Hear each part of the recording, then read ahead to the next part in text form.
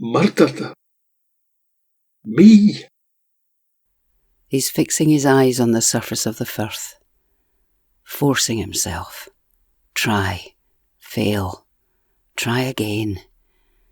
He knows what to do. He's watched the movies, heard it all. Steven Seagal, Bruce Lee. He just can't do it. Think only of the now. Be here, in the now. He takes his phone out of his pocket again, opens it, chooses the recording app, and starts. Because I would never have done that. Never entered my head if she'd. It was never part of the plan to... Not plan. There was never a plan. Oh, Christ. They make you sound like you had it all worked. Alright, I can see how it must look that way. Jesus. Oh, Jesus. I wanted her. Bloody woman. They're saying I done away with. Christ. Got to get a grip. He closes the audio app and lowers the phone. November. A beach on the Murray Firth. The sky overcast with a few blue patches to the east. That weather front coming in from the northwest looks ominous. But right now, the air is clear, clean and sharp. No noise, other than a faint squabbling of distant gulls following a wee blue boat chugging home with its catch, its crew busy on the deck, no doubt, gutting, beheading, throwing scraps overboard. But the gulls' noise is more imagined from the sight of them than anything you could hear if your eyes were closed. Who closes their eyes on a view like this, though? Eh? Almost still, except for a chill breath coming straight at your teeth off the water. Tide slack, quiet slaps, like the shuffling of cards pawing at the sand, barely bothering to make a wave at the feet of the man standing too near the water's edge. 40, maybe 50 years old. His hair is unkempt, hasn't had time to get to the barber's or, by the look of that stubble, have a shave. 3 or 4 days' growth. His shoulders are hunched, feeling the cold. Heavy-looking tweed in that overcoat he's wearing, mind you. What's he got under it? A jacket, dark trousers, office-type shoes. Not right for a walk on a bouldery beach, that's for sure. Closer inspection, if you were standing right next to him like, you'd see his eyes running with tears. Tight, aching tears. You'd see his phone in his right hand, fiddling with it, jamming it back in his pocket. You'd see how he's looking out to sea. He's really scanning the surface of that water. If you were holding a boom microphone over his head, you'd be catching the atmosphere of the place, as well as him talking to himself. Wipe your face. Look, who's going to see us down here? Still, wipe your face. Chicken-hearted bastard.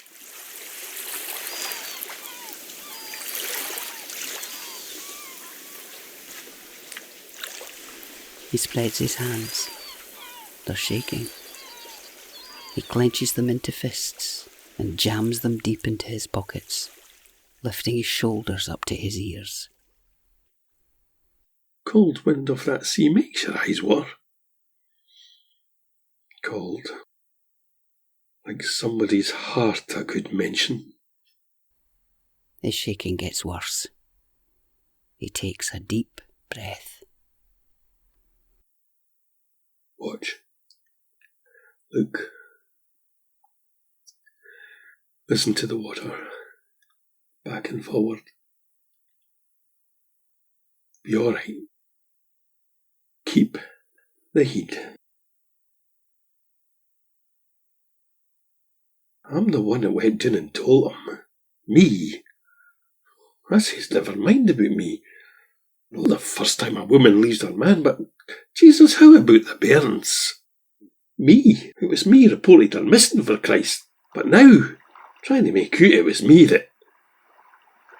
Shit. Watch the water. Can he take all this in? Watch the fucking water. Flat and oily. Aye, but even on a slack tide, never stops. Unless it turns to ice. Swim in that, you fucking shower. I ken you're there. I fucking ken yous are all there. Aye, a wee shites can swim in anything, can't you? Except a solid fucking iceberg. Which is what she bloody turned into, you wee blubbery.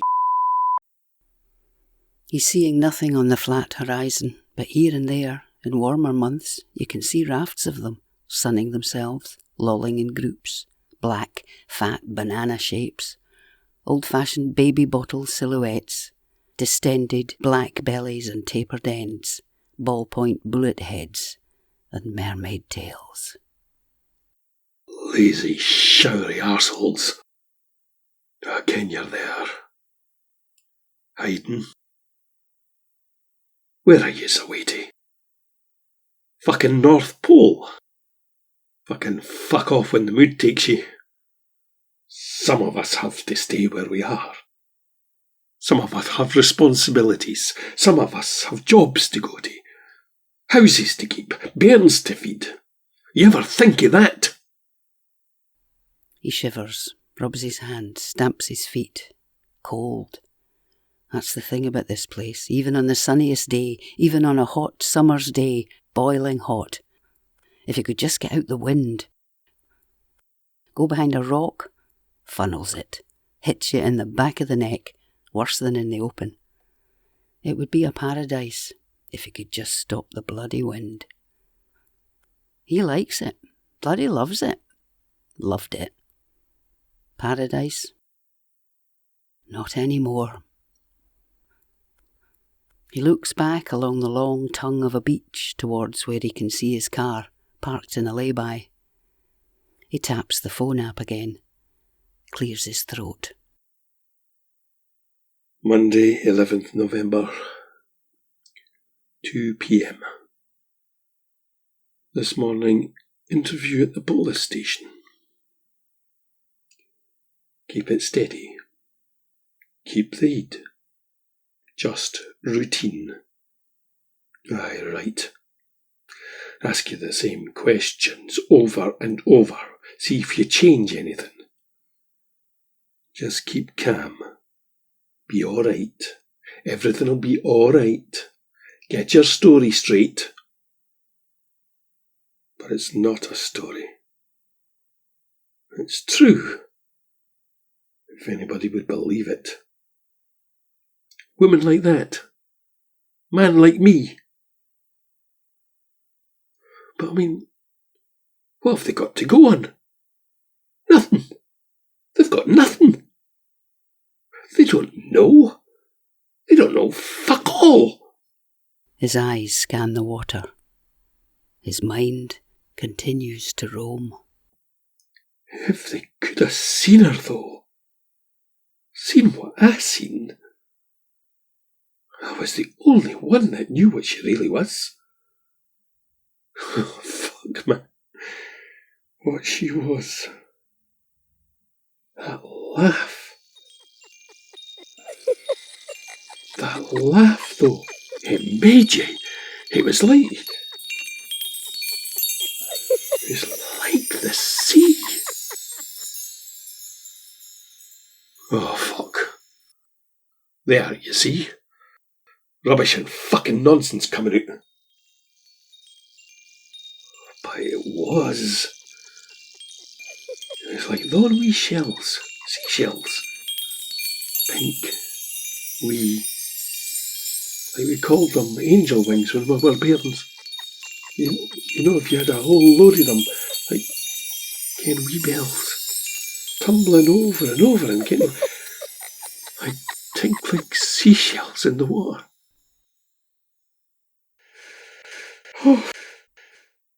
He begins to cry, softly, pitifully. Oh, sorry. Oh, Jesus, I'm hell of a sorry. I'm sorry. I should have left it where it was. I took it. He breathes and tries to calm himself. He looks at his shoe. Need to tie your shoelace.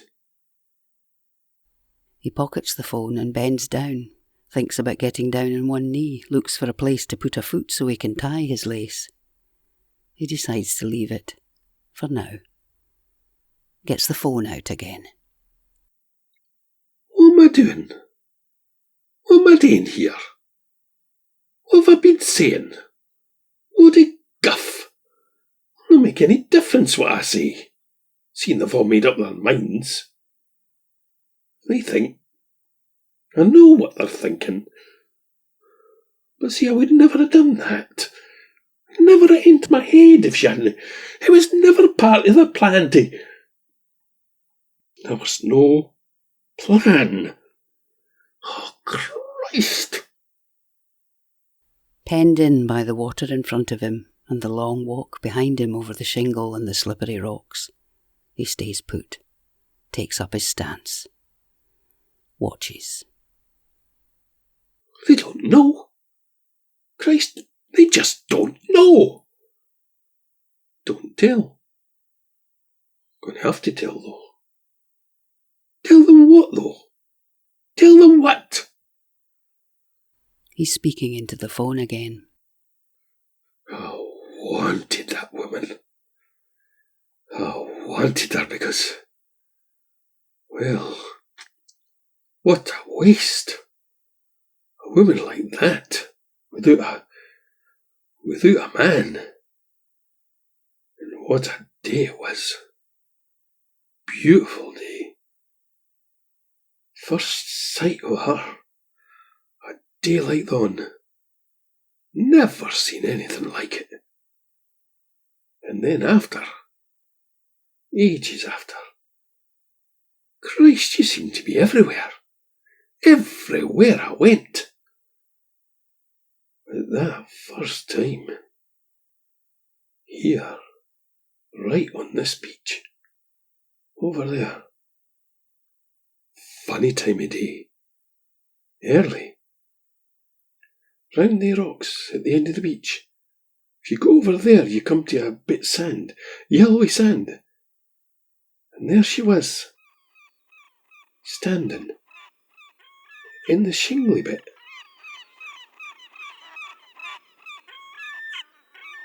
Sun was coming up bright every morning. Was waking us up. Every single morning. I says, I'll get up. Go for a walk. No like me right enough. No one for like walking or nothing, but I end up at this bit. She was... See, the beach gets pebbly. She's trying to walk up the beach. Sore on your feet, the wee stuff, buckies, shells. It's a right stony bit. And I'm...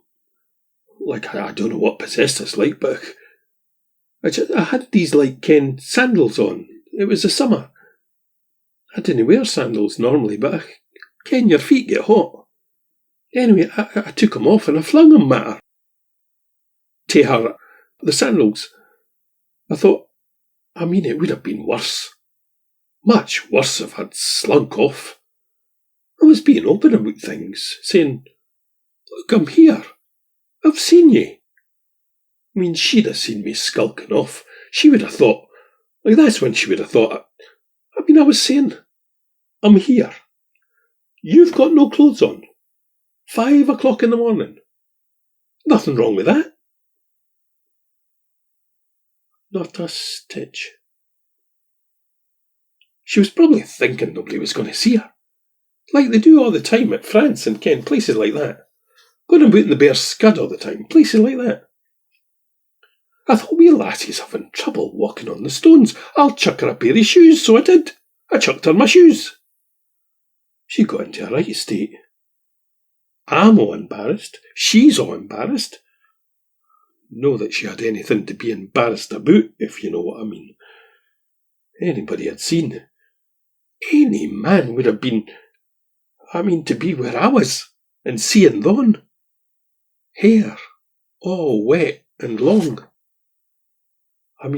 Right down to her ends away down to, and dark.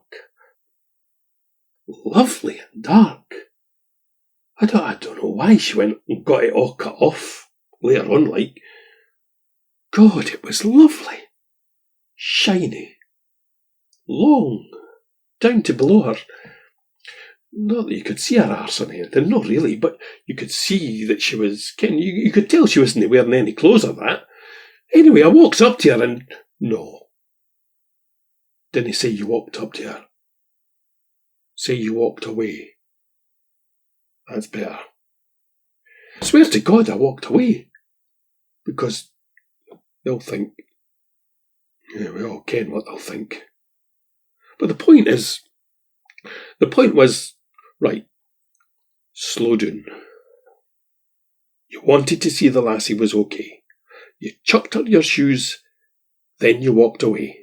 You fully intended to walk away, but then she's hunting about in the rocks for something. She was thinking it had got washed away in the sea, probably. Know what happened like, but that's what she was thinking. Better not say that, though. Better keep stum about that and keep that bit dark. No mention anything about the swimsuit. Point is, she thinks the sea's washed her stuff away and she's seen you, so you act the gentleman. Pair of sandals and the shirt off your back. I gave her my shirt as well. Women got the shirt off my back right from day one. But I couldn't see the lassie stuck. Christ, no. Clothes washed away in the tide. Can't leave her stuck. Lucky for her I came along. Lucky for her. After that, I start seeing her about the place. Waiting at a bus stop. Walking along. In the shops. And I don't know, she just comes in one day with the sandals and the shirt. Into the pub. We get talking, one thing leads to another. Start going about together. And something else I'll tell anybody that wants to know. Proudest man on earth when she said yes. No at first, wasn't what was supposed to happen, but they'll think I'm making this up. True, though. Hold down on one knee bit. Oh, aye. Not right away, we were going about together for a wee while. No long, but... See, it was like this. I goes down on the knee in front of the whole pub. I gets her a wee rum and coke. She's away at the toilet. Pint for myself. She comes back to the table and I'm... Gonna marry us, hen. The pub goes quiet. I'm sweating. I've had a few by this time, but I'm all right. Not pissed or nothing. I'm thinking she'll say no. I'm not too worried she'll say yes.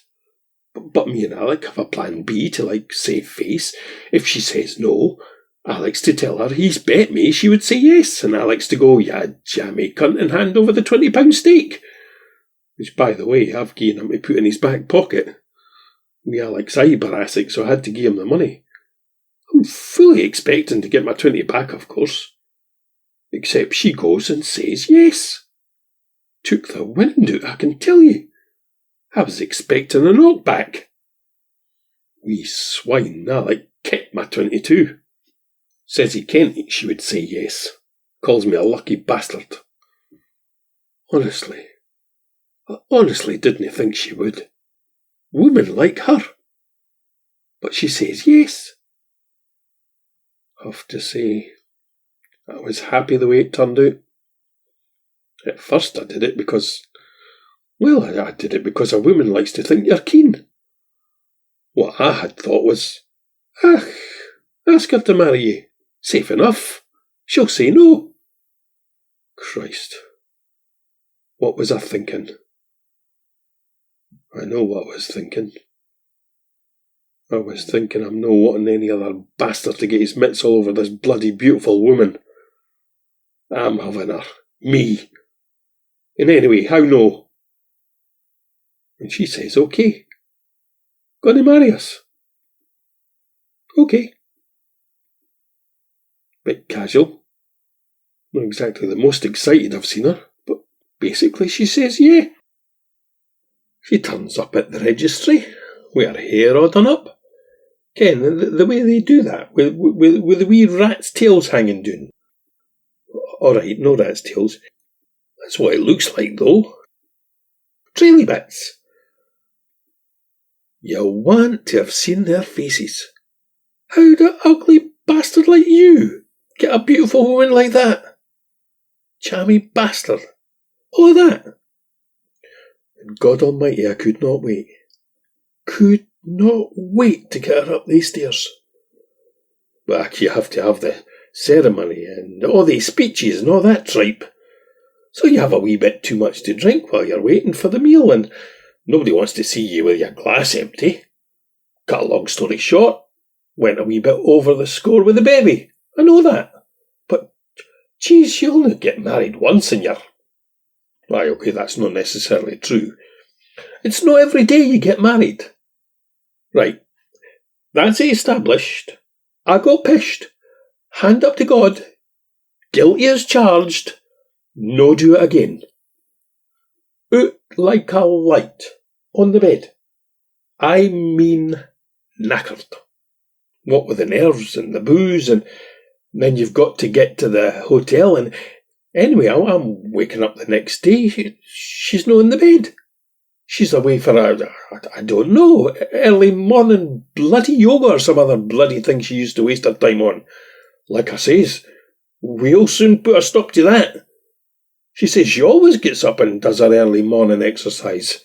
I says, if it's morning exercise she's wanting, I'll give her plenty of that. No, I mean, no, well, but it's all right. We were married. Aye, but if I come with a crack like that, if I say something like that next time to the police or my lawyer, I've got to get a lawyer, they've said. I can just see the faces looking at us.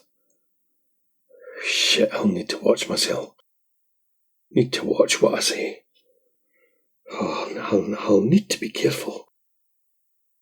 Where was I? What was I saying? Aye, the honeymoon. That was that. And then, you settle down. You get back into the way of doing things. Routine, normal. Ordinary normal couple doing ordinary normal stuff. And she was a fine girl. The same woman. For the first wee while. What is it happens to women when they get married? Do they think they can stop bothering or what? I've seen it time and time again. Take that wee bizzum, wee Sandra. She's the very same. She's up and down that road with that what do you call that where they put the bairn? Wee wheels, no proper pram. Wee chair thing you see them pushing. Pushchair. Wee Sandra. And that bairn of hers, and that other wee one she's got trailing along. I've nearly run the lot of them down in the car. She's standing on the curb and she's got the kids sticking out on the road. She's got the toes in the pavement, looking up and down, quite thing, doing her bloody look right, look left carry on, and the pushchair's away out on the bloody road. I've had to step on that brake mere times than enough. And then she's shouting dogs abuse. Dogs fucking abuse at us. At me. It makes me... I get so bloody... That sort of thing bloody annoys me. Traipsing up and down that road. Nobody would believe it now, but that wee lassie, that wee Sandra, was a wee smasher. Same lassie. Used to fancy her myself. But the size of her now. See if you could see what'll happen if you marry one of they wee lassies. You'd never do it. Never in a million years. I'm not saying I'm an oil paint myself right enough, and I know that. But what women want, right, what a woman wants is, you see, what they're after is, I'm a straight sort of bloke, right? Dependable. She'll go a long way before she finds another like me that'll put up with... Aye. I know what they're all saying. The women I go greeting to the papers about men as if it was never anything they did. Like it was never the woman that did anything. No, always the man. Paragons of virtue, the women. Aye, right. I was never the sort of bloke to lift my hand to a woman. If she makes any kind of... If she comes away with anything like that. No, I ken her game. She's trying to make them think that's what I would do. But I would never would I do a thing like that. See, now there's the perfect example. If my father had lifted his hand to my mother, there would have been hell to pay. And he would have come off a hell of a lot, telling you a hell of a lot worse. A lot worse. Like if there was even a hint. There was never anything, but if there had been even a hint of anything like that between my mother and father, she would have been out that door quicker than you could say knife. And she never drove him to the lengths I was. She never drove him to the lengths I was driven to. It's not in my nature to lift a hand to man or woman, but there are limits. There is a limit. He has reached a tipping point. He has reached the end of his ability to keep a well of anger in check. The potential power for destruction this man possesses is starting to scare even himself. The effort it will take for him to remain calm, if he doesn't stop the spiral into which he is heading, means he must change tack very swiftly. He knows this somehow, but he has moved beyond the rationality he started with. He had thought, if he came down here to the water's edge, he would find his answer. His wife has disappeared. He knows where she is. But he cannot tell them because they will not believe him. That's the sum and substance of it. There is nothing more. It has come out of a clear blue sky. The woman was up and about that morning, reportedly seen in the garden by a neighbour. He was already at work by 7 that day, so he knew nothing until he got home that night and found nobody at home. The children were at their friend's house, because nobody had come to collect them. From that point on, well, that was it. She had gone. She had not taken any of her things, and as far as the police were concerned, there was only one place for the finger to point, because it presumably has to point somewhere. So it does. At the man who must know more than he's saying, and who is pacing along the beach, his shoes struggling with the wet and the salt and the sand. He's talking to the wind now, because he knows nobody else will listen.